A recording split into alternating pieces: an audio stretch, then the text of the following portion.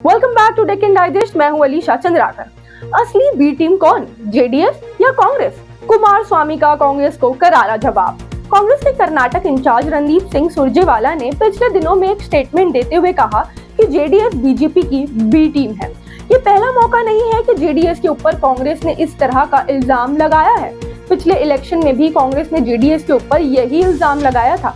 तब ये इल्जाम राहुल गांधी ने लगाया था।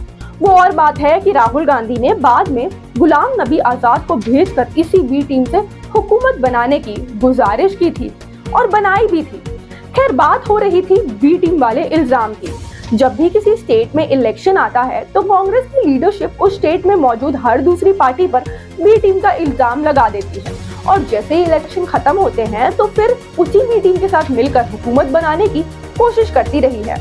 जेडीएस के जानब से इस इल्जाम का एकदम सख्त रिएक्शन सामने आया है। कुमार अन्ना के रणदीप सुरजेवाला को आड़े हाथों लेते हुए उनके इस बयान की धज्जियां उड़ा दी और उनको चैलेंज किया कि अगर उनके अंदर हिम्मत है तो एक पब्लिक डिबेट में अपने इस इल्जाम को सही साबित करके बताएं। ट्विटर पर एक ट्वीट के सीरीज में कुमार अन्ना ने कहा वो इस मामले में विधान सौधा के सामने पब्लिक डिबेट करने को तैयार है और अगर सुरजेवाला के अंदर हिम्मत है तो मैं उनके लिए डेट और टाइम दोनों फिक्स कर देता हूं।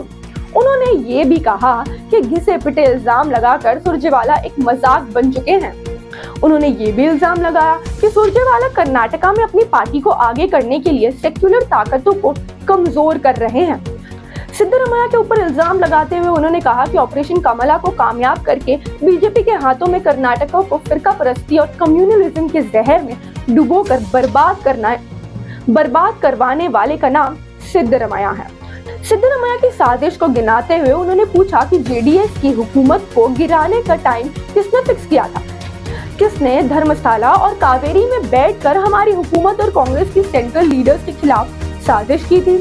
मुंबई भागने वाले कांग्रेस के लीडर्स के पीछे किसका हाथ था और तुम्हारे सीएलपी लीडर क्या कर रहे थे? उन्होंने सिद्धरामैया पर मल्लिकार्जुन खड़गे के खिलाफ साजिश करके उनको लीडर ऑफ अपोजिशन की पोस्ट से हटाने की कोशिश करने का इल्जाम लगाते हुए कहा कि एक बीजेपी एजेंट के साथ बैठकर तुम जेडीएस को बीजेपी की बी टीम होने का इल्जाम लगा रहे हो। कुमार अन्ना के इस सख्त तेवर के बाद सुरजेवाला की जानिब से कोई जवाब नहीं आया है, ना ही कुमार अन्ना के चैलेंज को एक्सेप्ट करने की हिम्मत हुई है। इन सबको देखकर एक बात समझ में आती है कि पिछले 57 डेज से चल रही जेडीएस की पंचरत्न यात्रा की पॉपुलैरिटी और लोगों में जेडीएस के लिए जोश को देखकर कुमार अन्ना के हौसले बुलंद हो गए हैं और वो सेंट्रल पार्टीज के बड़े बड़े लीडर्स को भी लताड़ने से पीछे नहीं हट रहे हैं। इससे पहले भी बीजेपी के सेकंड इन कमांड माने जाने वाले बीएल संतोष को कुमार अन्ना के हाथों खरी खरी सुननी पड़ी थी और उसके बाद से वो कर्नाटका इलेक्शन से बाहर ही नजर आ रहे हैं।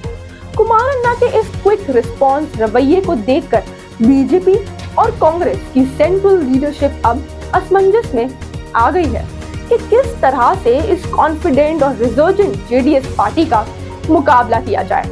आप क्या सोचते हैं इस बारे में हमें कमेंट में जरूर बताएं। Thank you for watching Deccan digest.